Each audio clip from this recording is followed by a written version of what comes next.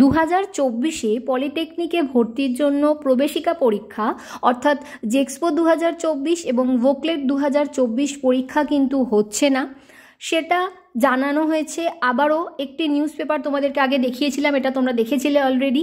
আবারও একটি নিউজ পেপারে কিন্তু শেয়ার করা হয়েছে যে এবার কিন্তু পরীক্ষা হচ্ছে না।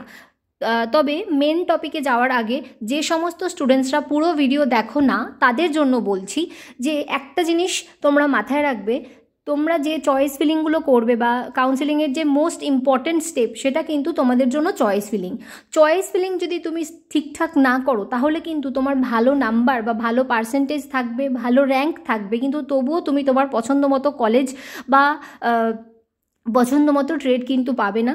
এটা বারংবার প্রত্যেকবারে আমি বলে আসছি, প্রত্যেকটা স্টুডেন্টদেরকে বলি, যারা ভিডিও শোনে তারা ঠিকঠাক করে ব্যাপারগুলো, কিন্তু অনেকেই থাকে যে পুরো ভিডিও শোনে না এবং ইনফরমেশানগুলো তারা স্কিপ করে যায়। তো সমস্ত স্টুডেন্টকে বলবো, তোমরা যতগুলো কলেজে এবং যতগুলো ট্রেড নিয়ে ভর্তি হতে চাও সমস্তটাই কিন্তু তোমাদেরকে তোমাদের চয়েস ফিলিংয়ের মধ্যে রাখতে হবে, তা না হলে কিন্তু তোমাদের চান্সটা কমে যাবে। এরপর চলে আসছি ভিডিওর টপিকে। দেখো এখানে কি বলা হয়েছে, গত 12ই ডিসেম্বর একটি বিজ্ঞপ্তির মাধ্যমে রাজ্যের কারিগরি শিক্ষা দপ্তর উন্নয়ন দপ্তর জানিয়েছে যে 2024-25 শিক্ষাবর্ষে রাজ্যের সরকার পোষিত ও সেলফ ফাইন্যান্সড পলিটেকনিকগুলিতে মেধার ভিত্তিতে অর্থাৎ যোগ্যতা মান নির্ধারণকারী পরীক্ষায় প্রাপ্ত নম্বরের নিরিখে পড়ুয়াদের ভর্তি নেওয়া হবে। গত সপ্তাহে আরও একটি বিজ্ঞপ্তিতে সেই বিষয়ে স্পষ্ট করে দেওয়া হয়েছে। দপ্তরের এক উচ্চপদস্থ আধিকারিক জানালেন, আপাতত এবছর জেক্সপো এবং ভোকলেট পরীক্ষা বন্ধ রাখার সিদ্ধান্ত নেওয়া হয়েছে। অর্থাৎ এই মুহূর্তে এবছরটা তো ডেফিনেটলি হচ্ছে না, বাট পরবর্তীকালে আর হবে কি হবে না সেটা এখন পরের বিষয়।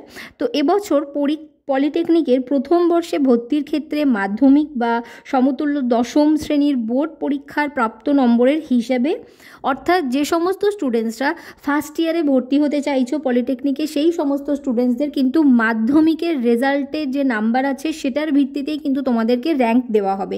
এক্ষেত্রে অনেক স্টুডেন্ট আছো যারা এবছর মাধ্যমিক দেবে, তাদের প্রশ্ন যে তারা কি দিতে পারবে। হ্যাঁ, ডেফিনেটলি তারা দিতে পারবে। তাদের জন্য বলা হয়েছে যে তারা ডেফিনেটলি ফর্ম তো ফিল আপ করতে পারবেই, এবং তোমাদের যখন রেজাল্ট বেরোবে তারপরেই কিন্তু এই যে চয়েস ফিলিং বা কাউন্সিলিংয়ের যে মেন প্রসেস সেটা শুরু হবে। কিন্তু তার আগে যখন অনলাইন আবেদন শুরু হবে তোমরা আবেদনটা করে নেবে। এবং যে সমস্ত স্টুডেন্টসরা অলরেডি ধরো এইচএস দিচ্ছ বা এইচএস দেবে তারাও কিন্তু চাইলে পলিটেকনিকের প্রথম বর্ষে আবেদন করতে পারো, কিন্তু তোমাদের এইচএসের সেক্ষেত্রে কিন্তু তোমাদের এইচএসের যে পার্সেন্টেজ সেটা দেখা হবে না, মাধ্যমিকের যে পার্সেন্টেজ সেটা দেখা হবে তুমি যদি প্রথম বর্ষে ভর্তি হতে চাও। একইভাবে পলিটেকনিকের দ্বিতীয় বর্ষে পার্শ্ব প্রবেশের ক্ষেত্রে, অর্থাৎ যারা যারা সেকেন্ড ইয়ারে অ্যাডমিশন নিতে চাইছো সেক্ষেত্রে তোমাদের ভোকেশনাল 10+2 বোর্ড পরীক্ষায় উত্তীর্ণ পড়ুয়ারা আবেদন করতে পারবেন। সম্ভবত ফেব্রুয়ারি মাসের শেষ কিংবা মার্চ মাসের প্রথম সপ্তাহ নাগাদ কাউন্সিলের ওয়েবসাইটে আগ্রহী পড়ুয়ারা পলিটেকনিকে ভর্তির জন্য নাম নথিভুক্ত করতে পারবে। অর্থাৎ ফেব্রুয়ারি মাসের শেষ সপ্তাহ অথবা মার্চ মাসের শেষের প্রথম দিকে, মার্চ মাসের প্রথম দিক নাগাদ কিন্তু কাউন্সিলের যে ওয়েবসাইট আছে সেখানেই তোমরা আবেদন করতে পারবে অনলাইনে।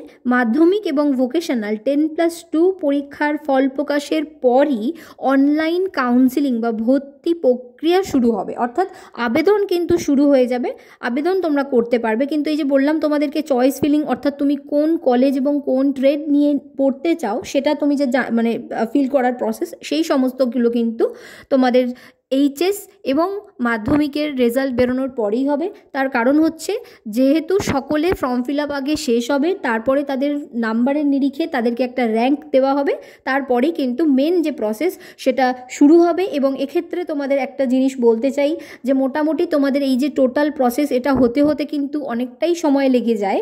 তাই যে সমস্ত স্টুডেন্টসরা যদি চাও কোনো শর্ট টার্ম বা কম্পিউটার বলো বা স্পোকেন ইংলিশ বলো এরকম ধরনের যদি কোনো কোর্সেস করতে চাও তারা কিন্তু করে নিতে পারো।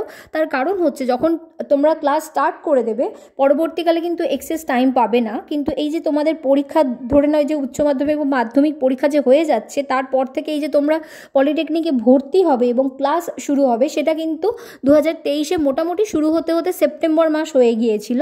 তো মানে পরে যখন শুরু হয়ে যাবে ক্লাস তখন কিন্তু তোমাদের কাছে সময় থাকবে না।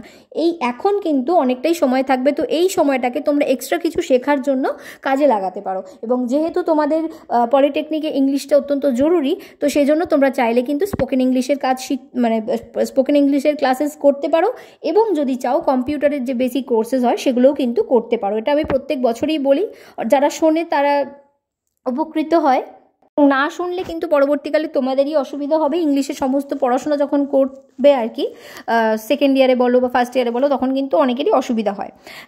এবার চলে আসি তোমাদের মেন টপিকে। কিন্তু জেক্সপো ভোকলেট বন্ধ রাখা হলো কেন?